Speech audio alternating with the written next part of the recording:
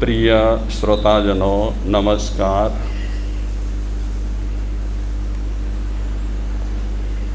જીવ માત્રને પોતાના શરીર પર મોહ રહેલો હોય છે. સૌથી જીવને વધારે મોહ, વધારે રાગ, વધારે મમત્વ શરીર પર હોય છે. શરીર ખાતર આપણે બધું કરી છૂટવા માટે તૈયાર છીએ.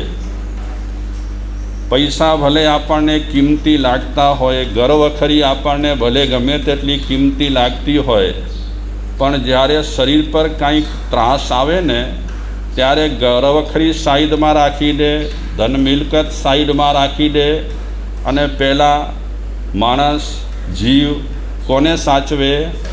શરીરને. એની ખબર માણસને ક્યારે પડી? જ્યારે ભૂકંપ આવ્યું કચ્છમાં, ત્યારે ઘણા લોકો એક વખત પોતાની જાન બચાવવા માટે, જીવ બચાવવા માટે ઘરમાંથી નીકળી ગયા. ઘરમાં દાગીના હતા, લાખો રૂપિયાના, રોકડા રૂપિયા પણ હતા. ત્યારે એ રૂપિયા તરફ, દાગીના તરફ જરા માત્ર પણ એમની નજર ન રહી. એક વખત જાન બચી જાય તો બસ. અને એવા દાખલા બન્યા કે જ્યારે આ તકલીફ ઊભી થઈ ત્યારે માણસ એકલો પોતાની જાન બચાવવા માટે ઘરમાંથી નીકળી પડ્યો. બાલ બચ્ચા પછી યાદ આવ્યા. જ્યારે ચોગનમાં આવી ગયો, ખુલ્લામાં આવી ગયો, પોતે પોતાને સુરક્ષિત મહેસૂસ કરવા લાગ્યો, ત્યારે એને બાલ બચ્ચા યાદ આવ્યા. કહેવાનો તાત્પર્ય, જીવ માત્રને પહેલાં શું વાલો છે? શરીર વાલો છે. તો એનો શરીર પ્રત્યેનો રાગ ઘટાડવો સહેલો નથી. શરીર પ્રત્યેનો મોહ ઘટાડવો, મમત્વ ઘટાડવો સહેલો નથી. માણસને દીક્ષા લેવાની ઈચ્છા ક્યારે થાય? શરીર પર મોહ હોય, શરીર પર રાગ હોય, શરીર પર મમત્વ રહેલો હોય તો શાયદ એ દીક્ષાના માર્ગે જાય નહીં. જે મહાપુરુષોની આપણે વાત કરીએ છીએ, અમારી ચાલુ સાધુ સંતોની વાત નથી કરતો. જે મહાપુરુષો મહાબી નિષ્ક્રમણ પંથે ગયા, એમણે રાગને તડીપાર કર્યો, મમત્વને તડીપાર કર્યો, શરીર પ્રત્યેના મોહને એમણે તડીપાર કર્યો.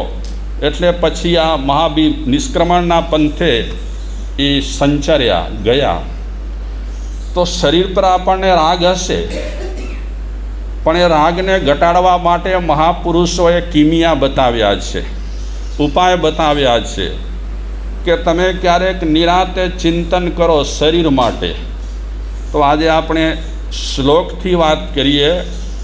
સંસ્કૃત શ્લોકમાં એવું ચિંતન કરવાનું કહે છે કે હે આત્મા, ત્વમાંસમેદોસ્તિ પુરીસમુત્રો પૂર્ણેનુરાગ કુણપે કથમ તે દ્રષ્ટા ચ વક્તા ચ વિવેકરૂપસ્ત્વમેવ સાક્ષાત કિમુ મૂયસિથમ.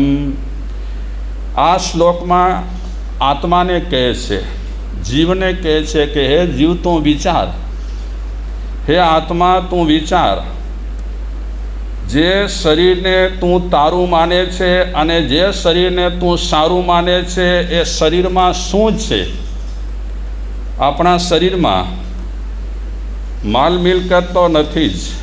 આપણા શરીરમાં હીરા માણેક મોતીની ખાણો નથી. ભલે આ મનુષ્ય અવતારને સુંદર અવતાર કયો છે, એનું મૂલ્ય ન થઈ શકે એવો અવતાર કયો છે, તે છતાં પણ આ શરીર છે ને સાવ કેવો છે, એ શરીરમાં શું ભર્યું છે, એ બાબતમાં આ શ્લોકમાં કહે છે કે આ શરીર એટલે આપણા શરીર પર પહેલાં તો ઉપર શું છે? ચામડી છે. આ ચામડીના જે તે થર રહેલા છે, 1 2 4 5 જે હોય તે, આ થર ઉખડે એટલે આ શરીરમાં બીજું શું દેખાય? ચામડી ઉખડે એટલે શરીરમાં માંસ દેખાય. હોતના ઢાંકણું રૂપાળું ચામડી તણું આપણા શરીર પર રૂપાળું ચામડીનું જો ઢાંકણું ન હોત, આ ઢાંકણું જ છે, અગર એ ઢાંકણું ન હોય તો આપણા શરીરની હાલત શું હોય? તો લાકડી લઈ કૂતરા હાંકવા પડત, તો લાકડી લઈ પક્ષી હાંકવા પડત. શું કરત? આપણા શરીરને પક્ષીઓ ચોંચ મારત, કારણ કે માંસનું પિંડ દેખાય એટલે ચોંચ મારવાનું મન થાય, કૂતરાઓને ચાટવાનું મન થાય માંસ દેખાય એટલે. આ તો ઠીક છે, કુદરતે વ્યવસ્થા સારી કરી છે અને આપણા શરીર પર ઢાંકણું લગાવી દીધું છે ચામડીનું. તો એક તો આપણા શરીર પર ચામડી છે, ચામડી ઉખડે એટલે અંદર આપણા શરીરમાં માંસ છે અને ચરબી છે આપણા શરીરમાં. બીજું શું છે આપણા શરીરમાં? હા, આપણા શરીરમાં હાડકાં છે ને હાડકાં. આ બંગલાનો બાંધનાર કેવો, આ બંગલો કોણે બનાવ્યો? આ બંગલો, એમાં ચામડી, માંસ, ચરબી, હાડકાં અને બીજું શું ભર્યું છે આપણા શરીરમાં? ખોદીશું તો સારો માલ તો આપણા શરીરમાંથી બિલકુલ નીકળવાનો નથી. મળ, મૂત્ર, આ બધી વસ્તુઓથી આપણો શરીર ભરેલો પડ્યો છે.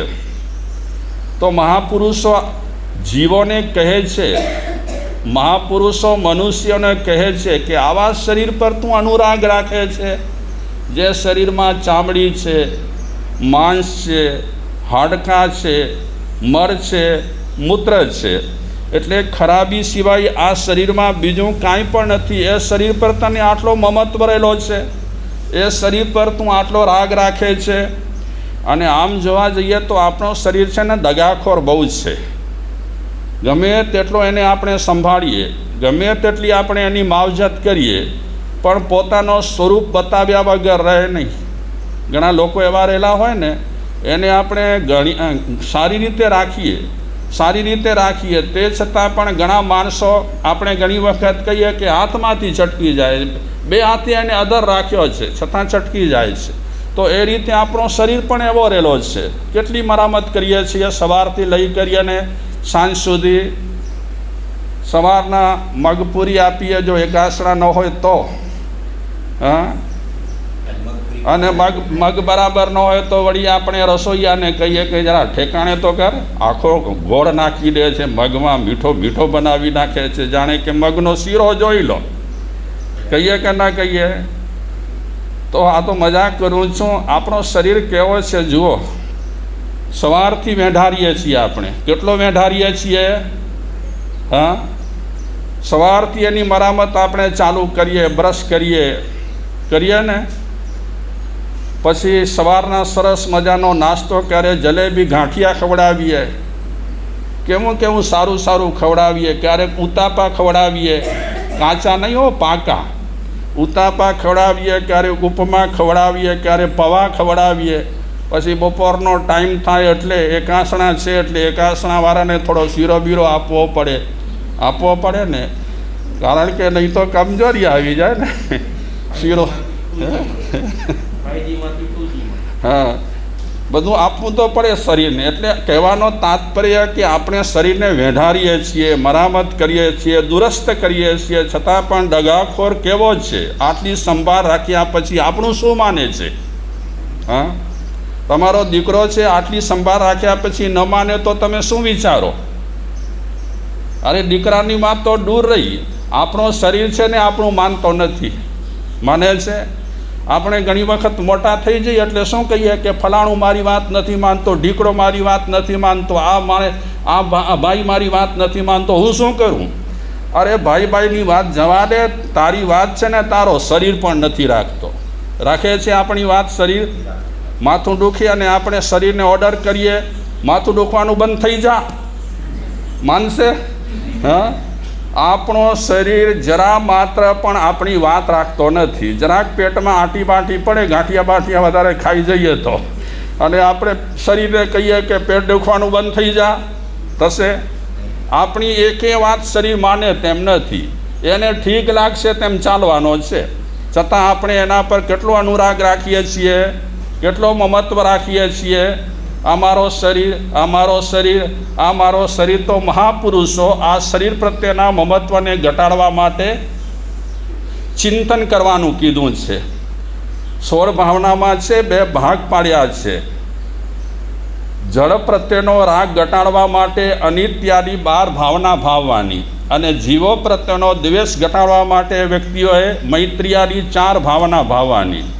તો અનિત્યાદિ ભાવના ભાવવાનું ચિંતન કરવાનું કીધું છે. એનું કારણ છે કે આપણને શરીર પર બહુ લગાવ રહેલો છે.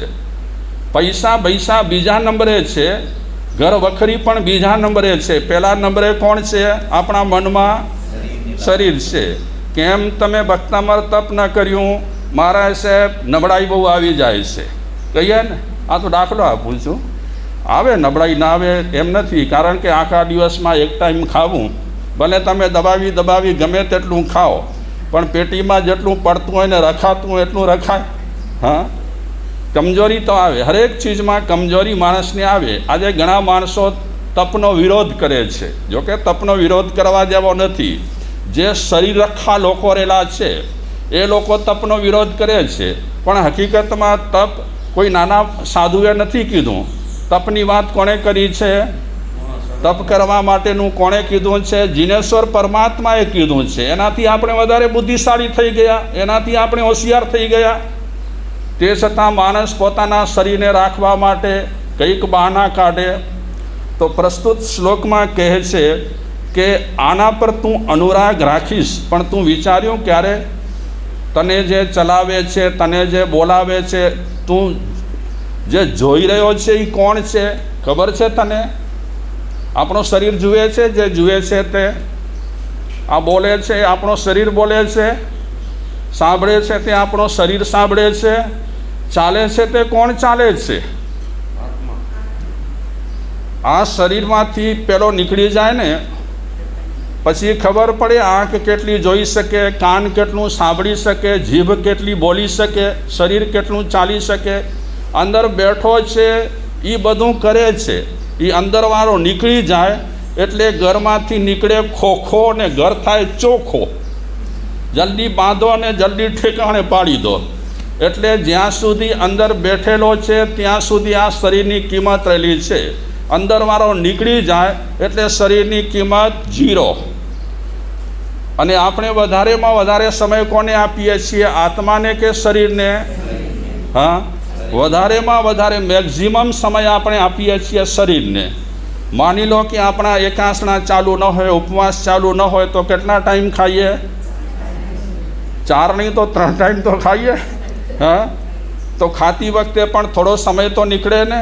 હા, ફટાફટ તો આપણે સીધો ડાયરેક્ટ તો ન અંદર ઓરી ન દઈએ, ચબાવવાનું હોય. આ શરીરને આપણે ખૂબ જ સમય આપીએ છીએ, અને એ સમય આપ્યા પછી અને ઘણું ખવડાવ્યા પછી એની પાસેથી વધારેમાં વધારે કામ લેવા જેવું છે. આમાં 2 વાત રહેલી છે. કોક માણસ શરીરને વેઢારે છે તો એ શરીરનો લાભ ભોગ માટે લે છે, અને કોઈક શરીરને વેઢારે છે એનો લાભ યોગ માટે લે છે. આ બેમાં તફાવત રહેલો છે. ભોગ માટે આ શરીરનો ઉપયોગ કરે એ માણસ નિષ્ફળ છે. યોગ માટે આ શરીરનો ઉપયોગ કરે તો એ માણસ સફળ છે, અને શરીર મળ્યો સાર્થક કહેવાય. તો પ્રસ્તુત શ્લોકમાં કહે છે તું હંમેશા ચિંતન કર કે આ શરીરમાં શું ભર્યું છે. ઘણા વિચારકો કહે છે આત્માની વાત ઠીક છે, આપણને દેખાતો નથી. તો શરીર તો દેખાય છે ને આપણને, તો કમસે કમ તમે આત્માની અત્યારે સાઈડમાં રાખી દો અને શરીરનું ચિંતન કરો. તો શરીરનું ચિંતન કરવાથી પણ તમને ખબર પડશે કે આ શરીર શું છે. કેશવ નામના એક કવિ થઈ ગયા, એમની એક કવિતા રહેલી છે, શરીર પર કવિતા રહેલી છે. એ કેશવ કવિ કહે છે શું રે ભર્યું છે શરીરમાં, વેગે કર તું વિચારજી. શું રે ભર્યું છે શરીરમાં, શરીરમાં શું ભર્યું છે? વેગે વિચાર. વેગે એટલે અનુભવ અંતરમાં થશે, અનુભવ અંતરમાં થશે ત્યારે સમજીશ સારજી શું રે ભર્યું રે શરીરમાં. તું જ્યારે ખરેખરી રીતે વિચારીશ કે શરીરમાં શું ભર્યું છે અને એના વિશે તને જ્યારે ખબર પડશે ત્યારે તું સમજીશ, સાર સમજીશ કે આ શરીર તો નિસાર રહેલો છે, એક માધ્યમ છે. આમ તો શાસ્ત્રકારો એમ કહે છે કે શરીરની પણ ઉપેક્ષા ન થાય, એની પણ મરામત કરાય, એને પણ દુરસ્ત કરાય. કારણ કે ભવપાર તરવા માટે આપણો શરીર છે નાવડી છે, એની મરામત તો કરવી જોઈએ નાવડીની. પણ શેના માટે મરામત કરવાની છે આ નાવડીની? ભવપાર થવા માટે. ખાવાનું સમયસર, ખવડાવવાનું સમયસર, ક્યારેક કહેવાનું શરીરને રોજ રોજ ખવડાવવું છે, એક દિવસ બંધ કર હવે. હા, એને જરાક છોકરાને તમે કરો ને શું કહેવાય, લોસો ને, લોસો શું કહેવાય, હા, આખોટા કરો ને કે નહીં માને તો જો તને આ રૂમમાં પૂરી નાખીશ, નહીં માને તો તને ડૉક્ટર પાસે લઈ જઈશ. આવા આકોટા આપણે છોકરાઓને નાના નાના નાના કહીએ ને, એ રીતે આ શરીરને પણ આકોટો કરવા જેવો છે કે ભાઈ તને અમે બધું કરીશું, શાંતિ રાખ, પણ અમે તારો લાભ પણ પૂરેપૂરો ઉઠાવીશું. હકીકતમાં આ શરીરનો લાભ તો પૂરેપૂરો ઉઠાવવા જેવો છે. 3 ટાઈમ ખાવાનું માંગતો હોય, હા, અને આપણે લાભ ન ઉઠાવીએ. એને એ કહે છે કે મને ગાયનું દૂધ ખપે તો આપણે એને ગાયનું દૂધ આપ્યું, એ કહે કે ભેંસનું દૂધ ખપે છે તો ભેંસનું દૂધ આપ્યું, અને તે પણ ચલાવી કરી અને આપણે ત્યાં પહોંચી ગયા ભેંસનું દૂધ લેવા માટે. પહોંચી ગયા ને કોના માટે? હા, શરીરે માગ્યું અને આપણને લાગે કે ત્યાં પાણી નહીં લે, આપણી નજર સામે આપશે ને દૂધ તો પાણી નહીં નાખે, અને આમને આમ લઈ આવશે ને તો શાયદ, કારણ કે ભારતનો માણસ છે ને ઈમાનદાર બહુ છે, પાણીમાં દૂધ નથી નાખતો. પણ તે જ કવિ કહે છે કે એક કાળ એવો હતો કે આપણા વડીલો છે દૂધમાં દૂધ નાખતા, પછી કાળ બદલ્યો, એ દૂધમાં પાણી નાખ્યું. હવે કાળ બદલ્યો, પાણીમાં શું નાખે છે? દૂધ નાખે. એટલે થોડું દૂધ હોય અને વધારે પાણી હોય. મને બરાબર યાદ છે, અમે એક હોટલમાં બેઠા હતા વર્ષો પહેલાં, દીક્ષા લીધેલી ન હતી. તે સમયે દૂધવાળો દૂધ દેવા આવ્યો હોટલમાં, તો હોટલવાળા પાસે કાંઈક બીટર હશે તપાસવાનું, તો એણે તપાસ્યું તો અડધામાં અડધું પાણી હતું. હોટલવાળો કહે છે કે જુઓ તો ખરા, માણસ છેતરપિંડી કરે છે પૈસા માટે. મને વિચાર આવ્યો કે 55 વર્ષ પહેલાં માણસ દૂધમાં પાણી નાખતો હોય તો 55 વર્ષમાં તો માણસનું માનસ કેટલું પલટાઈ ગયું છે. હવે માણસ શું કરે ખબર ન પડે, એ દૂધને બદલે ભલતી ચીજો આપી દે. ચાલો વિષયાંતર થઈ જશે. આપણે વાત કરીએ છીએ શરીરની, કે શરીરમાં શું ભર્યું પડ્યું છે એ તું ઝડપથી વિચાર. તને પોતાને અંતરમાં થશે કે આ શરીર પર શું રાગ રાખું છું, તને સાર દેખાય છે. એટલે આત્માનું ચિંતન કરવાને બદલે ઘણા મહાપુરુષો કહે છે શરીરનું ચિંતન કરો, તો તમે પોતાને સાર દેખાશે અને ખબર પડશે. કસ્તુરી કે કેસર નથી કુસુમ કપૂરજી, અત્તરને અગરાજ નથી ગંધ મધુરજી, શું રે ભર્યું છે શરીરમાં. આ શરીરમાં નથી કસ્તુરી, નથી કેસર, નથી કુસુમ, નથી કપૂર, કે આ બધી ચીજો કેવી છે? સુગંધી છે. જળ ચીજો છે છતાં સુગંધી રહેલી છે, પણ આપણા શરીરમાં આ માયલી કાંઈ પણ સુગંધ નથી. આ માયલી કોઈ ચીજોની સુગંધ નથી. મધુર સુગંધવાળી ઘણી ચીજો છે આ પૃથ્વી પટ પર, પણ શરીરમાં મધુર સુગંધ નથી. માંસ રુધિર રસ મેલને મળમૂત્ર ભર્યો રે જી, મજ્જાને નસ નાડીઓ માથે ચર્મ ઢાંકેલજી, શું રે ભર્યું રે શરીરમાં. આપણે જે રીતે ચર્ચા કરી ગયા તે રીતે શરીરમાં આ બધી ચીજો રહેલી છે. અને આ બધી ચીજોની ઉપર શું ઢાંકેલું છે? ચામડું ઢાંકેલું છે. ચામડીનું ઢાંકેલું ન હોય તો આપણી હાલત બહુ ખરાબ હોય. હા, ખરેખર.